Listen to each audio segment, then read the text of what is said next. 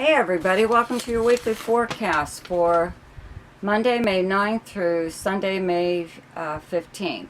So there are only two major aspects this week. Not a lot going on for that, okay, just for aspects. They both occur on Sunday.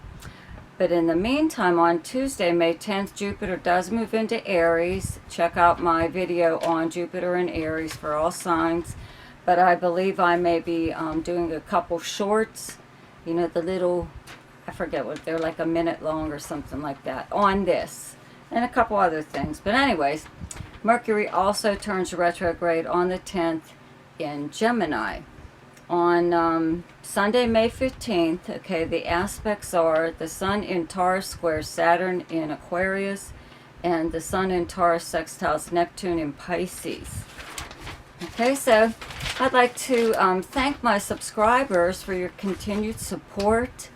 If you're new to this channel and you like this video, please like and share it, and don't forget to subscribe to my channel. Click on the notification bell and you'll be notified each time I upload something. Also, check out my monthly forecasts, and in the description box below, there's a link there to my website if you would like to have your chart done. And there's also a link called Ask Me a Question, which is for those of you who only want to know maybe one or two things about your chart. Okay, so whatever sign comes up next. So for Taurus, on Sunday, May 15th, the Sun in your first house in Taurus, okay, squares Saturn in your 10th house of Aquarius, and on the same day, Sun in Taurus in your first house sextiles Neptune, transiting in your 11th house of Pisces. I got an itchy nose. Okay, so anyways, you know, the Sun's in your first house, so you're all lit up. You've got this square to your 10th house of your most public life and your career. It's how you're known by reputation in both of these areas, okay, professionally and personally. But you're like in the public eye, sort of, when the Sun is in your first house, and also when it's in your 10th house. So this square to Saturn in your 10th house just kind of means that your basic personality is possibly not meshing really well, let's say with a higher up or someone who's in a position over yours, and they you take orders from them or whatever, or you get your directions or instructions from them from like a higher up. Sometimes these people actually thwart your attempt to like move up the ladder, you know, of success or whatever when it comes to your career. So you could have somebody like that in your life, you know what I mean, in the workplace or in your career. Okay, so could be something like that, or it is whatever you do for a living.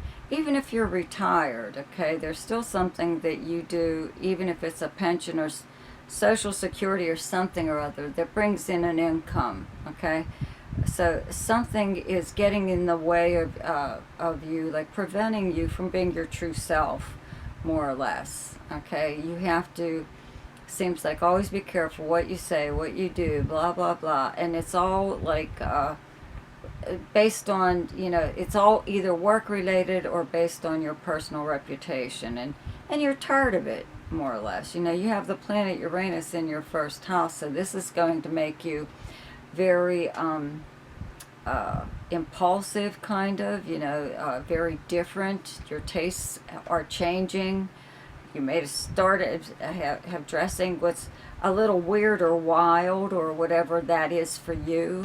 You know what I mean? Like some people could get like one little tattoo and think that they're really tearing it up, you know.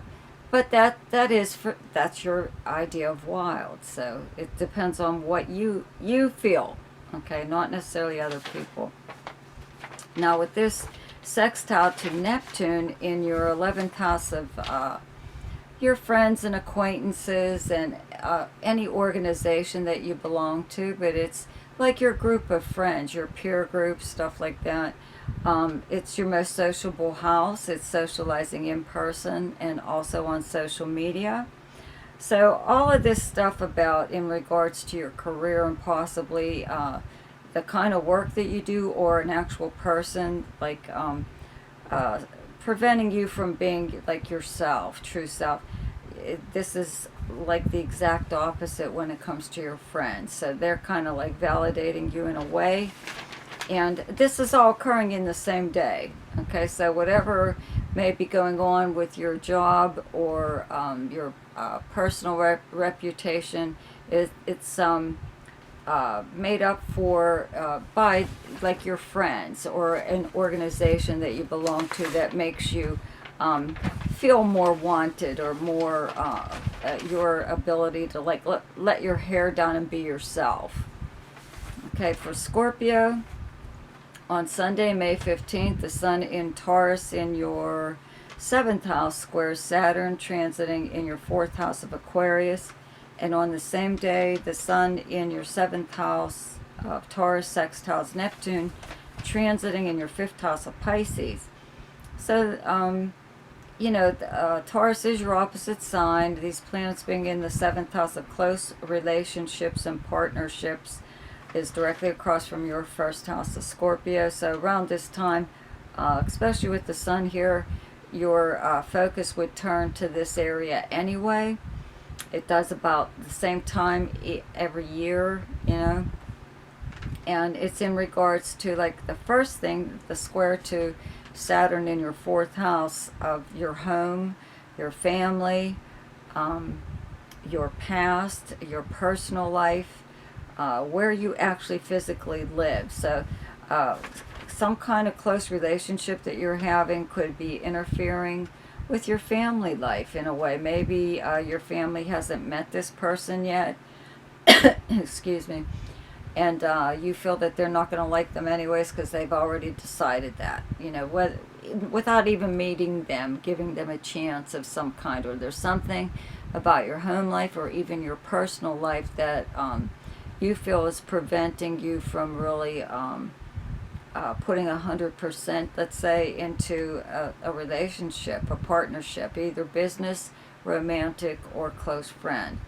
Okay, now the sextile to Neptune in your 5th house of romance and fun and creativity, all kinds of fun stuff. So I would have to say that this partner or friend, whoever it is, really brings out the best in you, so you, as long as you have a good time with them, or are enjoying yourself with this person, whether it be business related or romantic or whatever, it doesn't, whatever else was possibly in the way doesn't matter anymore. Okay. For Capricorn, on Sunday, May 15th, the Sun in Taurus in your 5th house squares Saturn, transiting in your 2nd house of Aquarius. And on the same day, the Sun in Taurus in your 5th house sextiles Neptune, transiting in your 3rd house of Pisces. So, you've had to go through this how many times already, and it's mainly because having Saturn in your 2nd house of income, how you earn your money, has dried up a source of money, a source of income. Okay, you may even be on unemployment right now, or you are working, but it's not steady. It could be stuck in a temporary position, wherever it is that you work, or holding down like 2 part-time jobs to equal 1.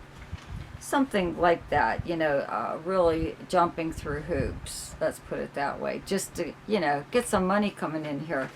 And having the Sun in your 5th house of fun and romance and creativity and gambling, children, sports, entertainment of any kind, it's really putting a damper, okay, this square from your 5th house to your 2nd house.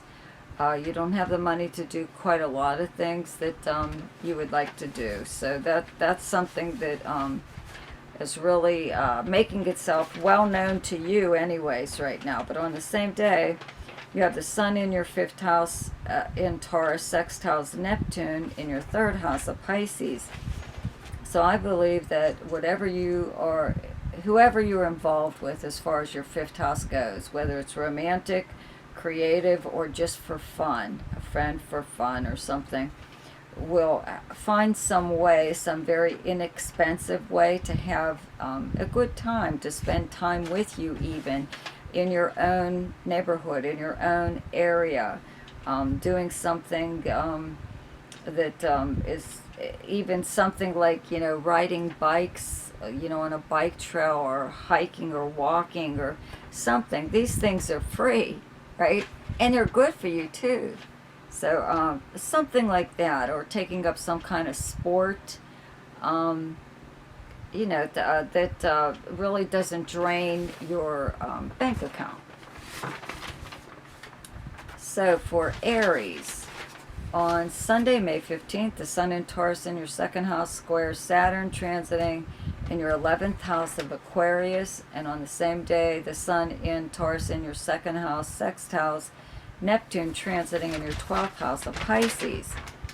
So the square from, from your 2nd house, okay, is earned income, how you earn your money, your possessions, your valuables, your own personal values too. It's also the house of hidden talents, and a lot of those are coming to the surface. With the planet Uranus here, you know, you could have been interested in something, let's say way back in high school, a hobby of some kind that is now resurfacing again now that Jupiter is in your sign, okay? You're going to like revive, let's say, something that is popular now, maybe it wasn't so much then, that you could possibly use as a source of income. But this square, because you're tired of this, okay, the square from your 2nd to your 11th house of, like, your friends, hanging out with your friends, where you would normally go to hang out, seeing like a live show, like seeing a band, live band, or going to a bar. 11th house is also a group or organization that you belong to, and it's also the house of dreams, hopes, and wishes. So all that stuff takes money, right? It takes money to do, and you're like not sure if you really want to spend a lot of things, especially in regards to, let's say, like some prestigious organization that you've always wanted to be part of, but it costs money to join it, you know, and then it's like an ongoing thing. Okay, so you could be, you know, maybe putting that off to till like another time. It doesn't have to happen right now. Or doing something with your friends, and it's expensive, or it's getting expensive, or you just can't afford it anymore. Now the sextile from the sun in your 2nd house to your 12th house, where you have Pisces and Neptune, I would have to say that because you have the combination again of Uranus in your 2nd house and then Neptune in your 12th house of secrets and dreams, though, your subconscious mind, your psychic abilities, your charitable, your ability to be charitable, helping people who are confined in some way or other to an institution or confinement of something. Okay, but what I think that you are doing as far as something creative goes, for a new source of income, is something that you've dreamed up, literally. You know, you could have had some kind of dream that really made an impact on you. And with Jupiter in your sign, you know, you're supposed to try all kinds of new stuff, or at least try it, you know. It doesn't have to be dangerous or, you know, something not everybody will do. It's just, this is your opportunity to try something new. And I think that's what you might be acting on, because this isn't a one-time occurrence either with as far as the dream goes. This is something, it could even be like a waking state, like a daydream even, that you would, you envision yourself doing something or other as a source of income, and I believe that's what you're going to try to do.